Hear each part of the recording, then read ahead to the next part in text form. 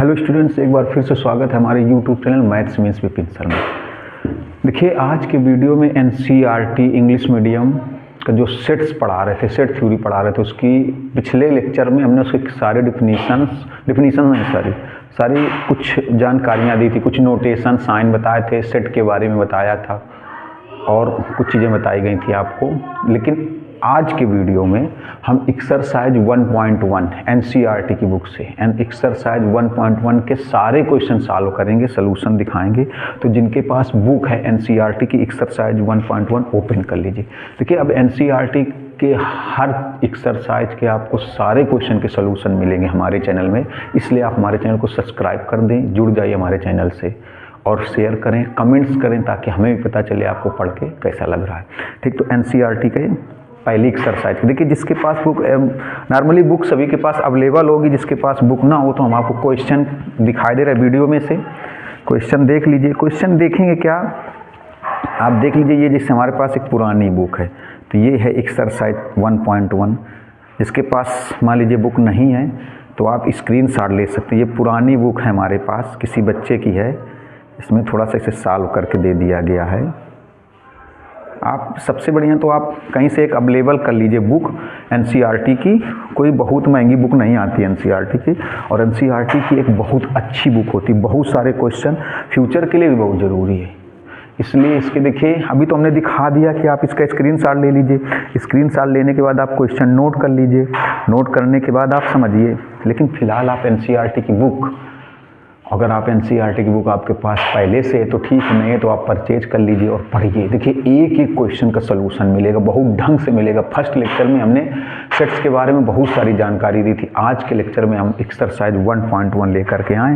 देखिए, सबसे पहले तो हमने आपको बताया था कि ये सेट क्या होता है। हमने कहा था वेल डिफाइंड कलेक्शन होता है। देखो, exercise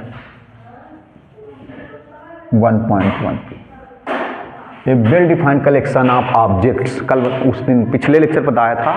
A well defined collection of objects, a well defined collection of object, a well defined collection of object. Well defined के बारे में पिछले लेक्चर में बताया था कि वेल डिफाइंड होना चाहिए। वेल डिफाइंड का मतलब हो गया, अगर बहुत सारे लोग हैं तो किसी पर्टिकुलर थिंग्स के लिए, किसी पर्टिकुलर चीज़ के लिए सभी के थॉट्स सेम होने चाहिए। वेल डिफाइंड का मतलब पिछले लेक्चर में, जिन्होंने पिछला लेक्चर ना देखा हो पहले जा करके पिछला लेक्चर देख लीजिए, तब आपको और अच्छे से समझ में आएगा, बहुत ढंग से समझ में आ जाएगा।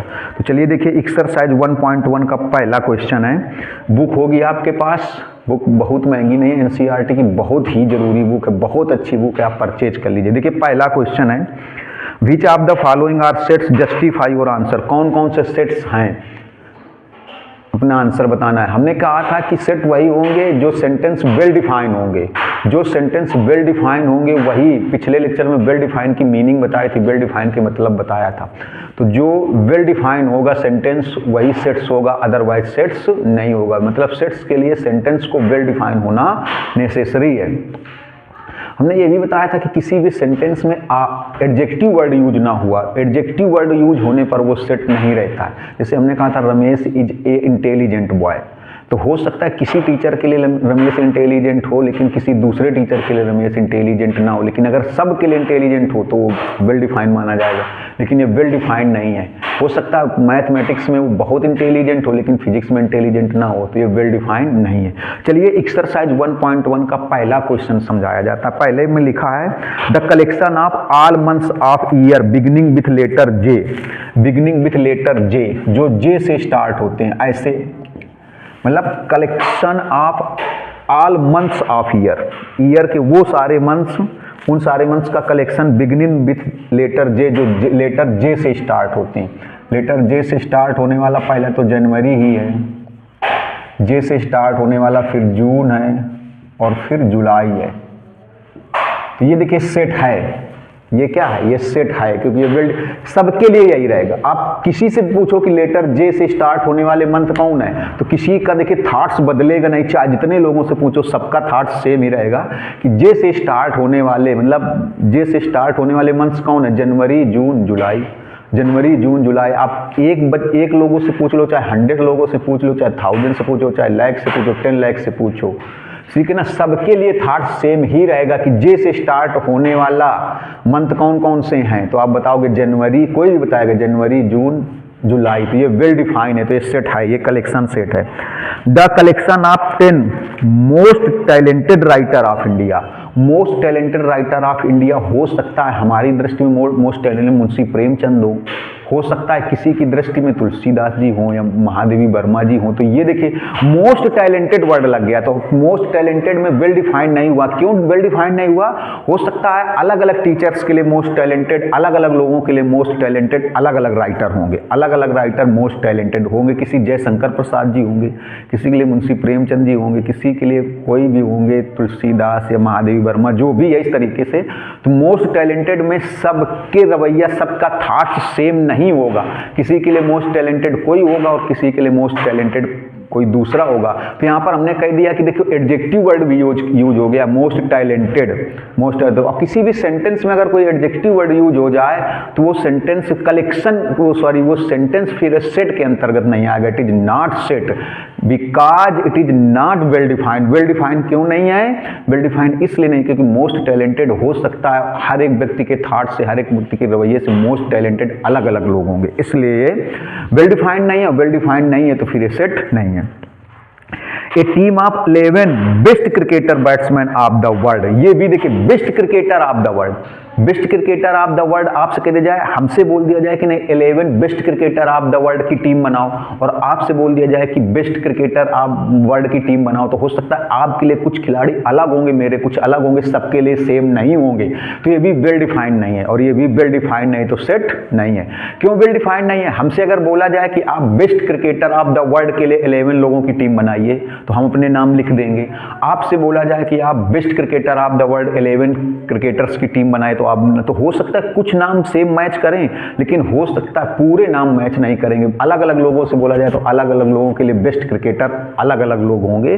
तो वेल डिफाइंड सबके लिए सेम नहीं होगा, सेम थॉट्स नहीं होगा, तो वेल डिफाइंड नहीं हुआ, इसलिए सेट नहीं है। और हमने बता दिया बेस्ट क्रिकेटर, देखिए यहाँ बेस्ट लगा दिया गया, एडजेक्टिव यूज कर दिया गया, तो वैसे भी ये सेट नहीं है। फोर्थ पार्ट है the collection of all boys in your class. The collection of all boys in your class, all boys in your class collection. ये देखिए ये वेल डिफाइंड है। Collection of all boys in your class, सभी के लिए वही collection. अगर आपकी क्लास में 30 बॉयज हैं तो ऑल बॉयज का कलेक्शन सबके लिए 30 ही आएंगे। कितने लोगों से आपका होगा कलेक्शन के लिए? तो 30 बॉयज ही आएंगे। तो वेल डिफाइंड है, तो इसमें देखिए कोई एडजेक्टिव वर्ड यूज नहीं हुआ है। The collection of all boys in your class, the collection of all boys in your class, ये वेल डिफाइंड है, इसलिए फिर ये सेट है। कहा गया the collection of all natural number less then 100, less than 100 से ऑल नेचुरल नंबर का कलेक्शन, लेस देन 100 से ऑल नेचुरल नंबर का कलेक्शन, तो ये 99 तक जाएगा सबके लिए। किसी से आप पूछो कि less than 100 natural number, the collection of natural number less then 100, the collection of natural number less then 100, तो सब लोग यही बताएंगे 1 2 3। आप एक लोगों से पूछो, 10 लोगों से पूछ लिया जाए, 20 लोगों से पूछ लिया जाए, तो सबके लिए सेम थॉट्स होगा। किस चीज के लिए सेम थॉट्स होगा? कि collection of natural number less then 100, collection of natural number less then 100, यही 1 से 99 किसी से भी पूछा जाए तो यही बताएगा 1 से 99। तो ये वेल डिफाइन है, सेट है। फिर बोला गया एक collection of novels written by writer Munshi Premchand, एक collection of novels written by, collection of novels है, कलेक्शन ऑफ नॉवेल्स। अब आप सोच रहे होगे, आपने बताया, आप सोच रहे होगे पिछले लेक्चर में हमने बताया था कि प्लूरल वर्ड नहीं यूज करते, तो जब करली ब्रेकेट लग जाए तो करली ब्रेकेट के अंदर प्लूरल वर्ड यूज नहीं करते हैं, फिर सिंगुलर में ही लिखा जाता है। भले अगर प्लूरल है भी तो सिंगुलर में ही लिखा जाएगा, प्लूरल में नहीं लिखा जाएगा। लेकिन यहाँ पर देखिए, आप देख रहे होगे करली ब्रेकेट नहीं लगा हुआ है, तो कहा गया novels written by writer Munshi Premchand. तो ये कलेक्शन क्या है? इसमें देखिए कोई एडजेक्टिव वर्ड यूज नहीं हुआ, ये कलेक्शन। अगर मुंशी प्रेमचंद की सभी नॉवेल्स का कलेक्शन लिया जाए, अगर जिसको पता होगा सभी नावल्स, अगर मान लो मुंशी प्रेमचंद ने 10 नावल लिखी हैं, तो 10 नावल का कलेक्शन, सब लोग वही 10 नावल का कलेक्शन बताएंगे, तो सबके लिए ये वेल डिफाइन होगा, सबके लिए एक ही चीज। अगर मुंशी प्रेमचंद ने मान लीजिए 5 नावल्स लिखी तो कह जाएगा collection of novels of Munshi written by Munshi Premchand, तो हम भी 5 बताएंगे और भी 5 बताएंगे, सब लोग 5 ही बताएंगे, तो ये वेल डिफाइन है, सेट है। The collection of all even integers, the collection of all even integer. तो ऑल इवन इंटीजर्स आप किसी से भी पूछोगे, collection of all even integers 2, 4, 6, 8, 10 इस तरीके से। Collection of all even integers, all even integers का अगर कलेक्शन लिया जाए तो 2, 4, 6 और -2, -4 भी आएगा, क्योंकि इसमें पॉजिटिव निगेटिव तो बोला नहीं गया है, पॉजिटिव निगेटिव नहीं बोला गया है, तो 0 भी आएगा, -2, -4, -6 भी आएगा, तो सबके लिए सेम रहेगा। तो ये कलेक्शन जो है सेट है। कहा गया the collection of question in this chapter, तो इस चैप्टर के क्वेश्चन का कलेक्शन ये भी सेट है। इस चैप्टर में जितने भी क्वेश्चन है सबका कलेक्शन है। अगर हमसे बोलेंगे तो सब पूरे क्वेश्चन लेंगे, आपसे बोला जाएगा तो पूरे क्वेश्चन लेंगे, किसी अन्य से बोला जाएगा तो पूरे क्वेश्चन लेंगे, आप कलेक्ट कर लेंगे, तो कलेक्शन सेट है। एक collection of most dangerous animal of the world, एक collection of most dangerous animal of the world. Most dangerous यहाँ पर एडजेक्टिव वर्ड है, ये देखिए सेट नहीं है। मोस्ट डेंजरस हो सकता है हमारे लिए टाइगर हो, आपके लिए लायन हो, अलग अलग हो सकता है, किसी के लिए एलिफेंट भी हो सकता है। तो मोस्ट डेंजरस हो सकता है अपने अपने देश के लिए, वर्ल्ड की बात की गई, किसी देश के लिए कोई मोस्ट डेंजरस होगा, किसी कंट्री के लिए कोई दूसरा मोस्ट डेंजरस होगा, सबके लिए सेम थॉट्स नहीं होगा, या सेम एनिमल ही मोस्ट डेंजरस नहीं होगा, अलग अलग कंट्री के लोगों के लिए अलग अलग डेंजरस एनिमल होंगे, इसलिए ये कलेक्शन सेट नहीं है, क्योंकि वेल डिफाइंड नहीं है। अब देखिए सेकेंड नंबर जो क्वेश्चन है, सेकेंड नंबर क्वेश्चन में एक सेट गिवन है ऐसे 1, 2, 3, 4, 5, 6 ऐसे गिवन है। कहा गया है इंसर्ट द एप्रोप्रिएट सिंबल, ये सिंबल आपको लगाना है, ये इसको बिलोंग्स टू या फिर ये लगाना है डज नॉट बिलोंग टू। देखिए पहले पार्ट में ऐसे बोला गया 5 और ए। अब बताइए 5 ए में बिलोंग करता है, देखो ये 5 सेट ए में बिलोंग करता है तो यहाँ बिलोंग लगा देंगे। सेकंड पार्ट में बोला गया 8 और फिर ए, तो अब देखिए इस सेट जो ए सेट है, इस सेट में 8 कहीं भी बिलोंग नहीं कर रहा है, इस सेट में 8 कहीं भी बिलोंग नहीं कर रहा है, तो आप लगाओगे does not belong, does not belong. Third part देखिए इसी का, थर्ड पार्ट में बोला गया है 0 और ए। अब देखिए इस 0 जो है सेट ए में कहीं भी बिलोंग नहीं कर रहा है, 0 इस सेट ए में कहीं भी बिलोंग नहीं कर रहा है, तो आप लिखोगे does not belong. Fourth part देखिए इसी का, फोर्थ पार्ट में लिखा हुआ है 4 और फिर ए, तो 4 इसमें बिलोंग कर रहा है तो लिखेंगे 4 बिलोंग कर रहा है, 4 बिलोंग कर रहा है तो 4 बिलोंग, क्योंकि 4 सेट ए में बिलोंग कर रहा है। फिर इसके बाद फिफ्थ पार्ट में लिखा है 2 और ए, देखिए 2 भी सेट ए में बिलोंग कर रहा है, 2 भी सेट ए में बिलोंग कर रहा है, 2 भी सेट ए में बिलोंग कर रहा है। फिर लिखा है 10, देखिए 10 इसमें कहीं भी बिलोंग नहीं कर रहा है, 10 डज नॉट बिलोंग हो जाएगा, 10 does not belong. Third number question देखिए कहा गया रोस्टर फॉर्म में लिखना है, रोस्टर फॉर्म में। देखिए आपको पिछले लेक्चर में बताया था रोस्टर या टेबुलर फॉर्म और set builder form, set builder form, roster या टेबुलर फॉर्म बताना था। तो थर्ड नंबर का पहला पार्ट देखिए बुक आपके पास होगी, जिसके पास ना एनसीईआरटी के क्वेश्चन बहुत ज़रूरी होते हैं, बहुत ही इंपॉर्टेंट होते हैं, एनसीईआरटी बुक के क्वेश्चन बहुत ही ज़रूरी होते हैं, बहुत ही इंपॉर्टेंट। थर्ड पार्ट में देखो ऐसे लिखा है, एक लिख रहे हैं इसके बाद नहीं लिखेंगे, लिखा है x such that x is an integer. देखिए यहाँ पर करली ब्रैकेट लगा है, करली ब्रैकेट लगा है तो यहाँ पर प्लूरल शब्द नहीं यूज हुआ, प्लूरल वर्ड यूज नहीं होगा, इंटीजर्स नहीं। देखो एन इंटीजर, एन इंटीजर कैसा है, सिंगुलर है, लेकिन होंगे बहुत सारे।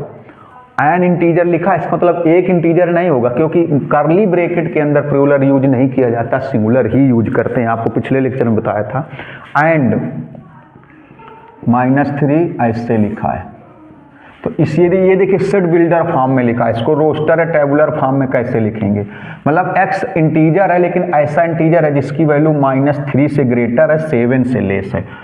x एक ऐसा इंटीजर है, देखिए एक इंटीजर नहीं होगा, एन इंटीजर हमने आपको बताया, क्योंकि जब ये करली ब्रैकेट लग जाता है तो ब्रैकेट के अंदर सिंगुलर ही यूज करते हैं, सिंगुलर वर्ड ही यूज करते हैं, प्लूरल वर्ड यूज नहीं करते हैं, वो होगा प्लूरल ही लेकिन यूज नहीं करते हैं। तो ऐसे इंटीजर बताने हैं जिसकी वैल्यू -3 से ग्रेटर हो, 7 से लेस हो, -3 से ग्रेटर, -3 से ग्रेटर और 7 से लेस। तो ऐसे इंटीजर जो -3 से ग्रेटर हो मीन्स -2, इंटीजर हो, integer means not decimal, decimal में ना हो, -3 से ग्रेटर, -2, -1, 0, 1, 2, 3, 4, 4 5 6 ये इंटीजर्स आएंगे। देखिए ये किस फॉर्म में, ये सेट बिल्डर फॉर्म में, ये किस फॉर्म में, रोस्टर या टेबुलर फॉर्म में। पिछले लेक्चर में आपको बताया था कि रिप्रेजेंटेशन के लिए जो सेट्स के एलिमेंट्स होते हैं उनके रिप्रेजेंटेशन के लिए दो मेथड्स होते हैं, रोस्टर या tabular form, set builder form. तो x की वैल्यू -3 से ग्रेटर हो 7 से लेस हो, x की वैल्यू -3 से greater less than 7, greater than -3 less than 7, तो -3 से ग्रेटर इंटीजर होना चाहिए और 7 से लेस देन तो -2 -1 0 1 2 3 4 5 6। देखिए -3 से ग्रेटर है और 7 से लेस देन है। इसके बाद में सेकंड पार्ट में बोला गया, अब देखिए लिखेंगे नहीं, हमने इसलिए कहा कि बुक आपने सामने रखिए, लिखना में से टाइम वेस्ट होगा।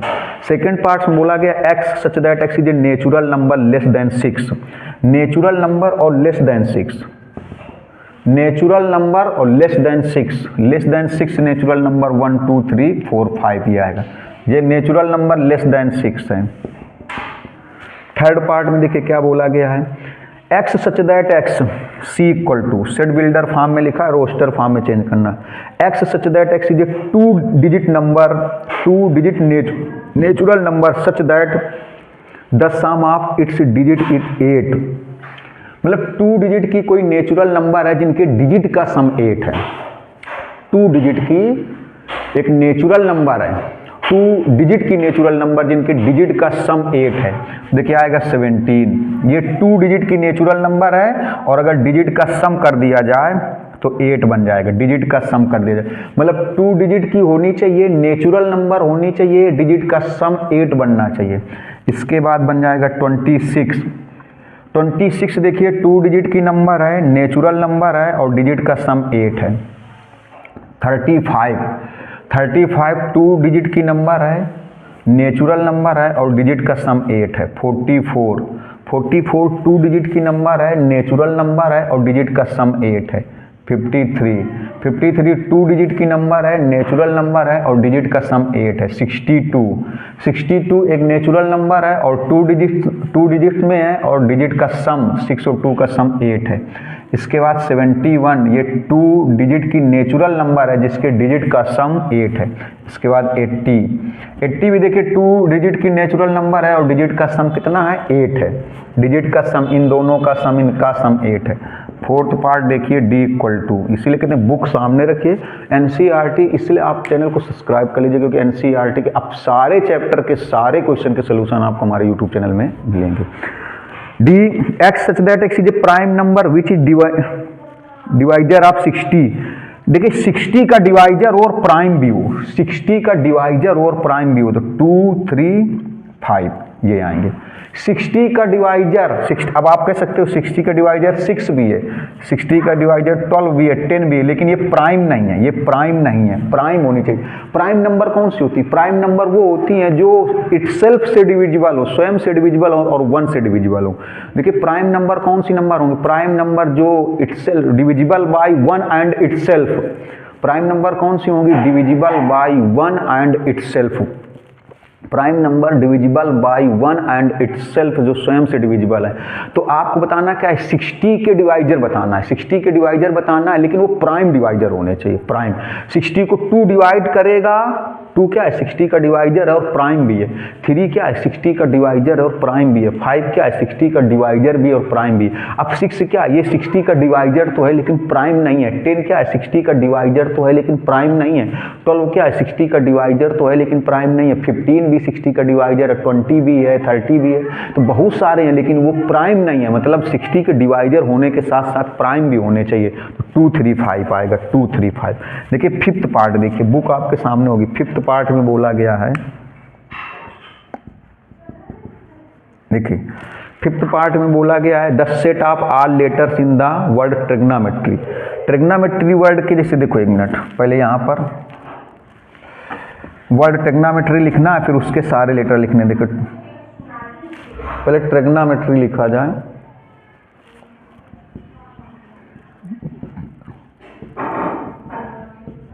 ये अब इसके वर्ड लेने, इसके वर्ड लेने, इसके इस वर्ड के लेटर्स लेने। हाँ, E the set of all letters in the word trigonometry. अब देखिए इसके जो लेटर्स लेंगे तो कोई भी लेटर रिपीट करके नहीं लेना होता। जैसे टी, अब टी 2 बार है तो एक ही बार लिखेंगे। फिर आर, आर भी 2 बार है, एक बार लिखेंगे। आई गामा लगा लगा के, G, O। अब देखिए O 2 बार है लेकिन एक ही बार लिखेंगे। जब किसी भी वर्ड के लेटर लिखने होते हैं सेट में से करली ब्रैकेट के अंदर, तो 2 बार रिपीट लेटर्स हो, चाहे 3 बार रिपीट लेटर्स हो, चाहे 4 बार रिपीट लेटर्स हो, एक ही बार लिखे जाएंगे। तो TRIGO, इसके बाद देखिए N, अब O दोबारा नहीं लिखेंगे, M, फिर E, ये आएंगे। T हो चुका है, R भी हो चुका है, Y आएगा, ये आएंगे। देखिए इनको चाहो तो अल्फ़ाबेटिकली जो सीरियल से होता है कि पहले E लिखेंगे इस तरीके से, अल्फ़ाबेट के सीरियल में नहीं, ABCD के सीरियल, ऐसे भी लिख सकते हो, ऐसे भी लिख सकते हो, ये हुआ। इसके बाद देखिए का आगे है the set of letters in better. जैसे ये वर्ड दिया गया बेटर, बेटर दिया गया। अब इसके ये F होगा शायद, F है, हाँ F। इसके लेटर लेने, तो कोई भी लेटर हमने बोला 2 बार हो, 3 बार हो, रिपीटेड हो, तो उसको एक बार ही लिखना होता है सेट थ्योरी में। B लिखेंगे, इसके बाद E लिखेंगे। अब देखिए E 2 टाइम्स है, एक ही बार लिखेंगे। 2 टाइम्स हो, 3 टाइम्स हो, 4 टाइम्स हो, लेकिन जब सेट थ्योरी में लिखेंगे तो केवल एक ही बार लिखेंगे, रिपीटेड नहीं लिखा जाता, इतना ध्यान रखिएगा। यहाँ पर देखिए T 2 टाइम्स है तो एक ही बार लिखेंगे R। ये हो गया बेटर शब्द में यूज होने वाले लेटर।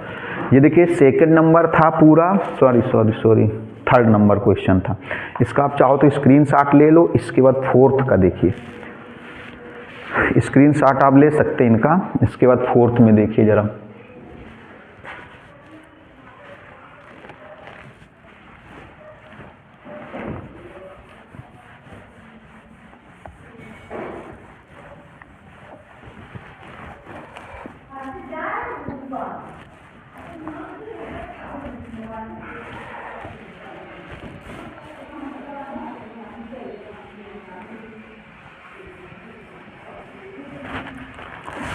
देखिए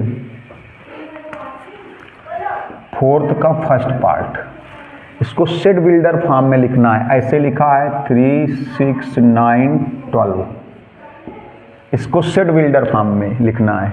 ये रोस्टर या टेबुलर फॉर्म में, इसको सेट बिल्डर फॉर्म में आप कैसे लिखेंगे? देखो इसको सेट बिल्डर फॉर्म में आप ऐसे लिखेंगे, x such that x equal to 3n, x such that x equal to 3n where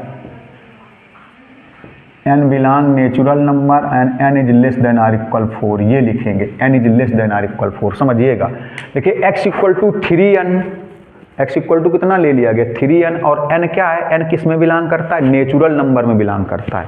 n belong किस में करता है, नेचुरल नंबर में बिलोंग करता है, और जो n की वैल्यू है वो 4 के इक्वल होगी। मतलब नेचुरल नंबर तो है लेकिन वो नेचुरल नंबर 4 के इक्वल या 4 से लेस होना चाहिए। वो जो नेचुरल नंबर है 4 के इक्वल या 4 से लेस होना चाहिए। देखिए जिसे लिखा है 3n, और n किस में बिलोंग करता है, n बिलोंग करता है नेचुरल नंबर में, और वो नेचुरल नंबर कितनी होनी चाहिए, 4 या 4 से लेस। 4 या 4 से लेस में कितना आएगा, 1 2 3 4, ये आएगा 1 2 3। नेचुरल नंबर तो हो लेकिन 4 या 4 से लेस होना चाहिए। अब देखिए तो 3 यहाँ पर n की जगह 1 लेंगे तो 3 1 जा 3 आएगा, n को 2 से रिप्लेस करेंगे 3 2 जा 6 आएगा, n को 3 से रिप्लेस करेंगे 3 3 जा 9 आएगा, n को 4 से रिप्लेस करेंगे 12 आएगा। अब ऐसे भी इसको ऐसे भी कह सकते हैं, ऐसे भी कह सकते थे, फर्स्ट 4 नंबर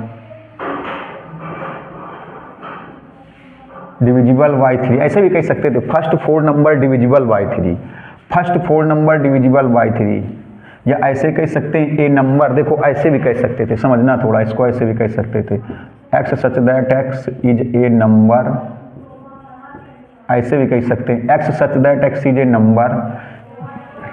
प्लूरल नहीं लिखेंगे, सिंगुलर ही लिखेंगे। ए नंबर देखो लिखा गया है लेकिन 4, x such that x is a number divisible by 3, ऐसे भी लिख सकते हैं divisible by 3 and divisible by 3 and x less than or equal 12, ऐसे भी लिख सकते हैं। दोनों चीज़ें सही हैं। देखिए दोनों चीज़ें सही हैं, ये आपको बहुत गौर से देखना कैसे लिख सकते हो। ये रोस्टर फॉर्म में है या टेबुलर फॉर्म में, इसको सेट बिल्डर फॉर्म में ऐसे भी लिख सकते हो, क्योंकि 3n और n किससे नेचुरल नंबर से n की वैल्यू 4 होगी या 4 से लेस होगी तो 1 रखेंगे। 4 या 4 से लेस 1 आएगा तो 3 1 जा 3, 2 आएगा 3 2 जा 6, 3 आएगा 3 3 जा 9, 4 आएगा 3 4 4 जा 12। या फिर x such that x is a number, x such that x is a number. देखो ए नंबर लिखा है क्योंकि हमने आपको बताया कर्ली ब्रैकेट के अंदर जब सेट थ्योरी की बात चल रही होगी तो कर्ली ब्रैकेट के अंदर प्लूरल नहीं यूज करते हैं, सिंगुलर यूज करते हैं, भले वो प्लूरल होगा। देखिए तो x such that x is a number divisible by 3, a number divisible by 3 and x less than or equal 12। Divisible तो है किससे, 3 से, लेकिन ऐसा नहीं कि 3 से डिविजिबल होने के साथ साथ कहाँ तक है, 12 के इक्वल या 12 से लेस है। 3 से डिविजिबल है लेकिन 12 के इक्वल या 12 से लेस है। पहले का सोल्यूशन हो गया। देखिए सेकेंड पार्ट ऐसे लिखा है 2 4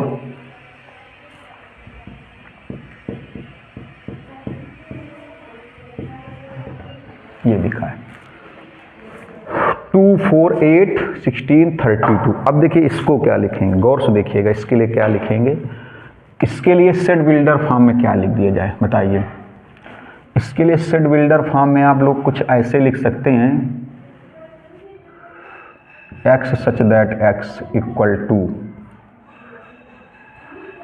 2 की पावर, देखिए x such that x equal to 2 की पावर n वेयर, और गलत हो रहा है, where n belong capital N and n is less than or equal 5, ऐसे लिख सकते हैं। देखिए 2 की पावर n, इसको लिख सकते हैं 2 की पावर n लिख दिया गया।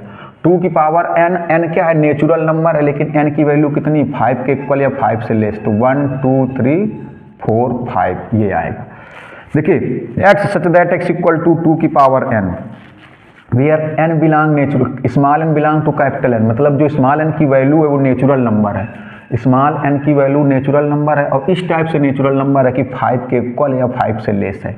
5 के इक्वल या 5 से लेस है क्यों, देखिए क्योंकि जब n को 1 से रिप्लेस करेंगे, n की जगह 1 पुट अप करेंगे, यहाँ पर 2 की पावर 1 2 आएगा, n को 2 से रिप्लेस करेंगे 2 की पावर 2 4 आएगा, n को 3 से रिप्लेस करेंगे तो 2 की पावर 3 8 आएगा, n को 4 से रिप्लेस करेंगे 2 की पावर 4 16 आएगा, n को 5 से रिप्लेस करेंगे 2 की पावर 5 32 आएगा। अगर n की वैल्यू 6 ले लें तो 2 की पावर 6 64 इसमें अवेलेबल नहीं है, 64 इसमें अवेलेबल नहीं है, तो इसीलिए इसको n की वैल्यू नेचुरल होगी और कहाँ तक होगी, 5 के इक्वल या 5 से लेस होगी।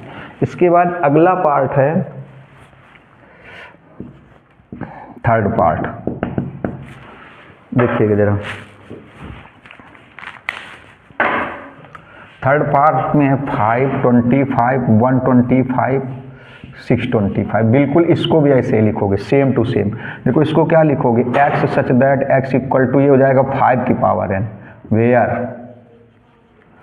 n belong capital N and n is less than or equal 4, ये हो जाएगा। इसमें 5 की पावर n बनेगा, 5 की पावर n बनेगा और ये जो n है ये नेचुरल नंबर से बिलोंग करेगा, ये जो n है ये नेचुरल नंबर से बिलोंग करेगा और n की वैल्यू 4 के इक्वल या 4 से लेस होगी। नेचुरल नंबर में तो बिलोंग करेगा लेकिन n की वैल्यू 4 के इक्वल या 4 से लेस होगी। नेचुरल नंबर में तो बिलोंग करेगा लेकिन n की वैल्यू 4 के इक्वल या 4 से लेस होगी। जब n की वैल्यू यहाँ 1 होगी तो 5 आएगा, n की वैल्यू 2 होगी, n की वैल्यू n को 2 से रिप्लेस करेंगे 25 आएगा, n को 3 से रिप्लेस करेंगे 125 आएगा, n को 4 से रिप्लेस करेंगे 625 आएगा। और 4 से ज़्यादा ले नहीं सकते क्योंकि अगर n की वैल्यू 5 लेंगे तो आएगा 3125 और 3125 यहाँ अवेलेबल नहीं है। इसके बाद नेक्स्ट है 2 4 6 8 डैश है, इसको सॉरी ये 8 है। इसको तो आप दो तरीके से लिख सकते हो, x such that x is an even positive integer, ऐसे भी लिख सकते हो इवन पॉजिटिव इंटीजर। पॉजिटिव की स्पेलिंग गलत हो गई, इवन पॉजिटिव इंटीजर्स, ऐसे प्लूरल नहीं लिखेंगे।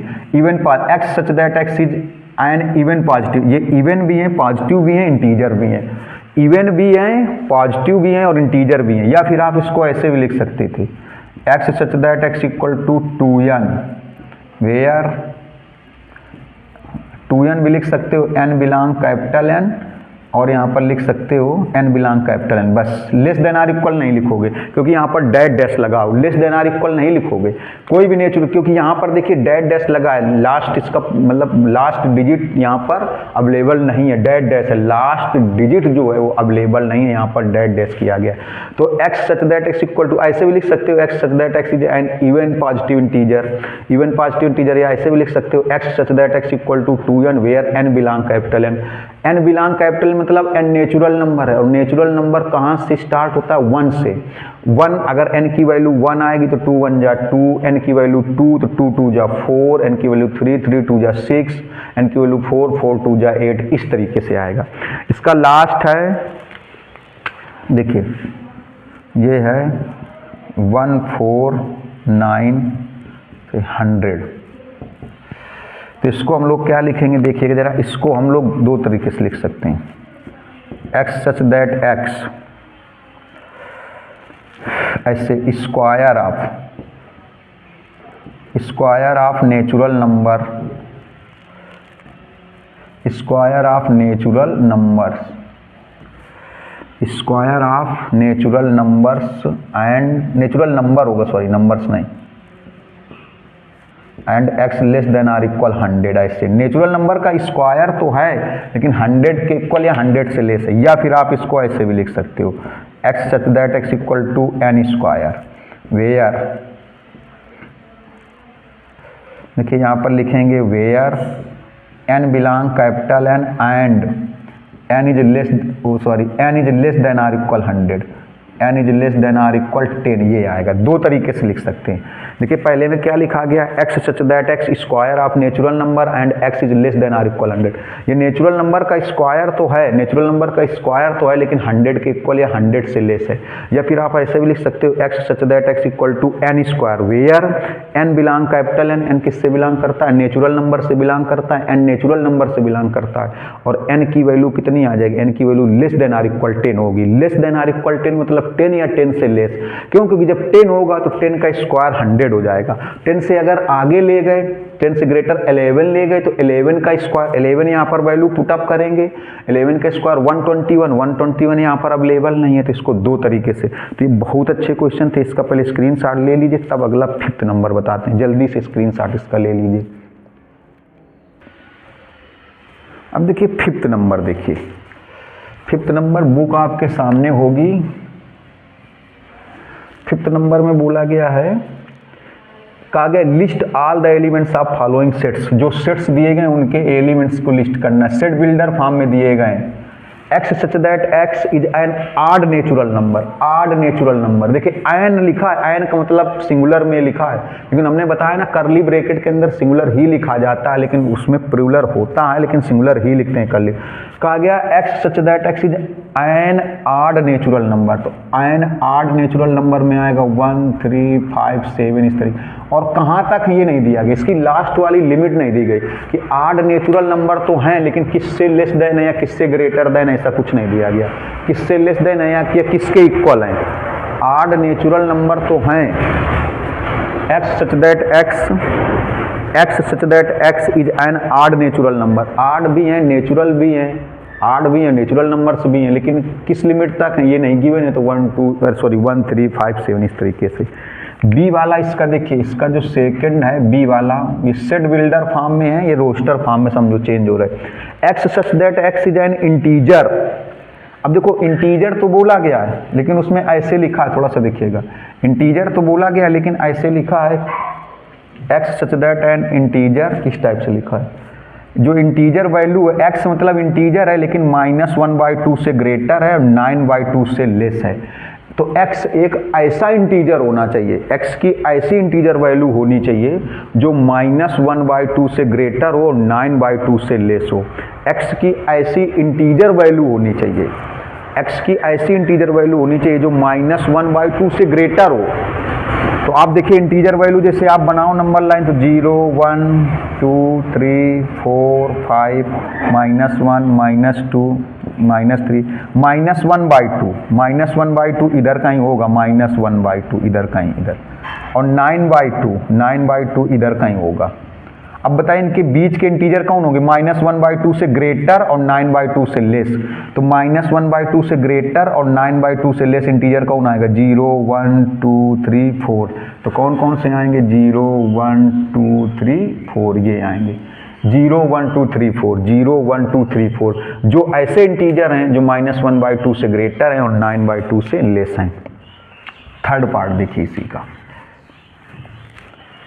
थर्ड पार्ट में बोला गया x such that x in an integer. देखिए अब इसमें पॉजिटिव मतलब ऐसे बोला गया x सच दैट, बुक आपके पास होगी इसलिए कहते बुक परचेज कर लीजिए जिसके पास एनसीईआरटी, कोई बहुत महंगी बुक नहीं है। और साइड में रखिए x such that x is an integer x great less than or equal 4। x integer तो हो लेकिन जिसका स्क्वायर 4 के इक्वल हो। अब इसमें पॉजिटिव निगेटिव इंटीजर नहीं बोला गया, तो पॉजिटिव भी आएगा निगेटिव भी आएगा, मतलब x एक ऐसा इंटीजर होना चाहिए जिसका स्क्वायर 4 के इक्वल हो या 4 से लेस हो। x एक ऐसा इंटीजर होना चाहिए जिसका स्क्वायर 4 के इक्वल हो या 4 से लेस हो। तो देखिए जरा क्या क्या बनेगा, जिसका स्क्वायर 4 के इक्वल हो या 4 से लेस हो, तो 2 बनेगा, 2 क्योंकि 2 का स्क्वायर 4 होगा। x की वैल्यू ऐसी होनी चाहिए, मतलब x एक ऐसी इंटीजर वैल्यू होनी चाहिए, x एक ऐसी इंटीजर वैल्यू होनी चाहिए जिसका स्क्वायर 4 हो या लेस देन 4 हो। तो देखो 2 होगा, अब 3 नहीं हो सकता क्योंकि 3 का स्क्वायर 9 हो जाएगा, मतलब x की एक ऐसी इंटीजर वैल्यू होनी चाहिए, x की एक ऐसी इंटीजर वैल्यू होनी चाहिए जिसका स्क्वायर 4 के इक्वल हो या 4 से लेस हो। तो 2 होगा, इसके बाद 1 होगा, 1 क्योंकि 1 का स्क्वायर भी देखिए 4 से लेस होगा। इसके बाद 0 होगा क्योंकि 0 का स्क्वायर भी 4 से, मतलब x की ऐसी वैल्यू होनी चाहिए, x की ऐसी इंटीजर वैल्यू होनी चाहिए, x की ऐसी इंटीजर वैल्यू होनी चाहिए जिसका स्क्वायर 4 के इक्वल हो या 4 से लेस हो, जिसका स्क्वायर 4 के इक्वल हो या 4 से लेस हो। x एक ऐसी इंटीजर वैल्यू होगी जिसका स्क्वायर 4 से इक्वल या 4 से लेस हो। तो 2 होगी इंटीजर वैल्यू, इसका स्क्वायर 4 के इक्वल हो गया, 1 होगी जिसका स्क्वायर 4 से लेस, 0 होगा, -1 भी होगा क्योंकि यहाँ पॉजिटिव तो बोला नहीं गया। अगर पॉजिटिव इंटीजर बोला जाता तो केवल प्लस वाले लेंगे क्योंकि -1 का स्क्वायर भी 1 आएगा जो 4 से लेस है, और -2 आएगा, -2 का स्क्वायर कितना आएगा, -2 का स्क्वायर 4 आएगा, -2 का स्क्वायर कितना आ जाएगा, देखिए 4 आ जाएगा, -2 का स्क्वायर 4 आ जाएगा। मतलब x की जगह एक ऐसी इंटीजर वैल्यू लेनी है, पॉजिटिव इंटीजर नहीं निगेटिव भी हो सकता है, ऐसी इंटीजर वैल्यू होनी चाहिए जिसका स्क्वायर 4 हो या 4 से लेस हो। तो 2 होगा, 1 होगा, 0 होगा, -1 होगा, -2, ये ऐसे इंटीजर हैं, ये ऐसे इंटीजर हैं जिनका स्क्वायर 4 या 4 से लेस है, 4 या 4 से लेस है। अब तो -3 नहीं क्योंकि -3 के स्क्वायर 9 हो जाएगा, 4 स्क्वायर का होना चाहिए 4 या 4 से लेस होना चाहिए। फोर्थ वाले पार्ट में देखिए इसमें बोला गया है x such that x is a letter in the word loyal. तो लॉयल जैसे ये वर्ड दिया गया, देखो लॉयल वर्ड दिया गया, इसका लेटर क्या होगा, देखो लॉयल जो वर्ड है इसका लेटर क्या होगा, L, O, Y, A। आप चाहो तो अल्फ़ाबेट के लिए सीरियल से लिख दो, A पहले लिख दो जिस अल्फ़ाबेट में जिस सीरियल से आते हैं। लेकिन देखिए L 2 बार है तो रिपीटेड लेटर्स को 2 टाइम्स हो या 3 टाइम्स हो, 4 टाइम्स हो, जो रिपीटेड लेटर्स हैं वो भी केवल एक ही बार लिखे जाएंगे। इसके बाद बोला गया x such that x is a month of year not having 31 days, not having 31 days, जिसमें 31 डेज ना हो, नॉट हैविंग 31 डेज में देखिए फरवरी आएगी, फरवरी जिसको हम लोग बोलते हैं, not having 31 days, not having 31 days में फरवरी आ जाएगी, अप्रैल आ जाएगा, इसके बाद जून आ जाएगा, जून के बाद जुलाई नहीं अगस्त, फिर अगस्त के बाद में अक्टूबर आ जाएगा।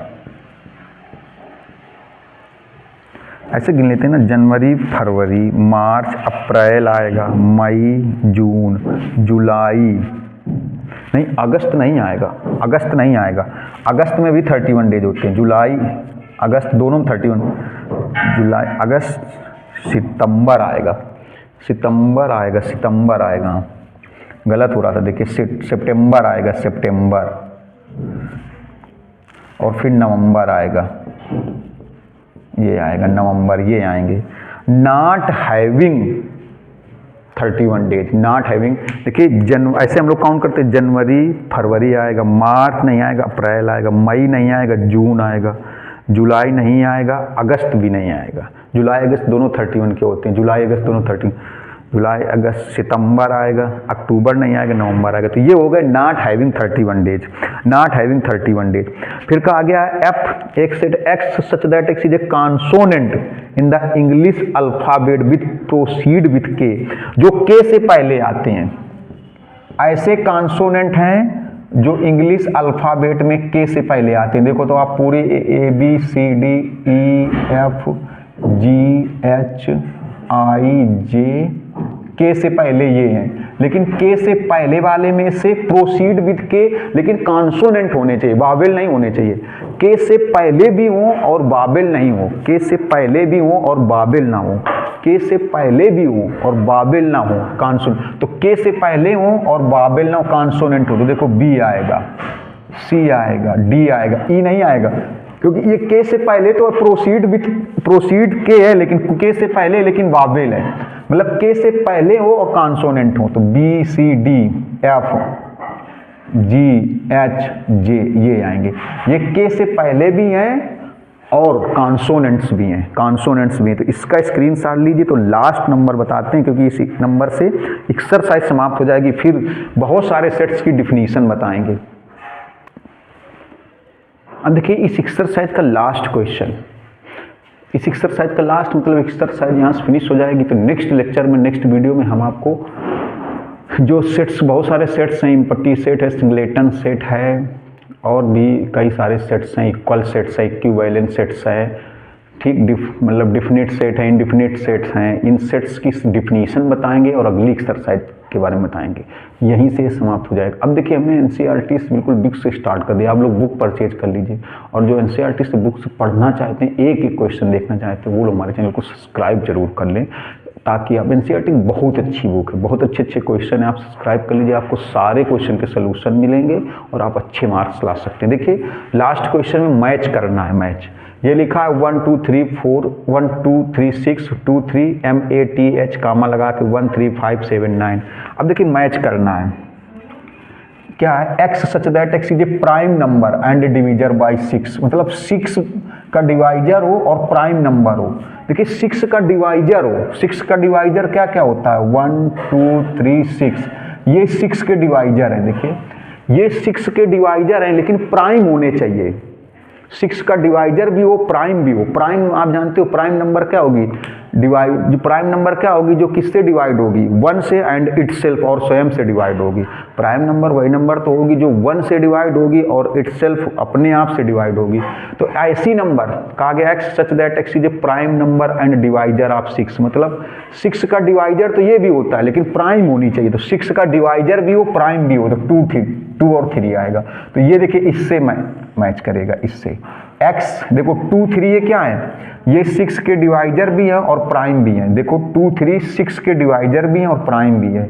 अब बोला गया x such that x is an odd natural number less than 10, odd natural number हो लेस देन 10 हो, ये है odd natural number less than 10, ये है। देखिए ये odd number, odd natural number and less than 10 है। X such that x is a natural number and divisor by 6, divisor by 6 है और नेचुरल है। तो अभी बता रहे थे 6 का डिवाइजर कौन होता है, 1 2 3 6, 6 का डिवाइजर कौन होता है, 1 2 3 6, 1 2 3 6, ये 6 के नेचुरल नंबर्स हैं जो डिवाइजर हैं, 6 के नेचुरल नंबर डिवाइजर हैं, नेचुरल नंबर भी हैं और 6 के डिवाइजर भी हैं। लेकिन अगर 6 नेचुरल नंबर भी हैं और 6 के डिवाइजर भी है, लेकिन अगर प्राइम डिवाइजर चाहिए, प्राइम डिवाइजर, तो 2 3 हो जाएगा, और 6 के ऐसे डिवाइजर चाहिए जो नेचुरल नंबर हैं, तो 1 2 3 6। तो एक्स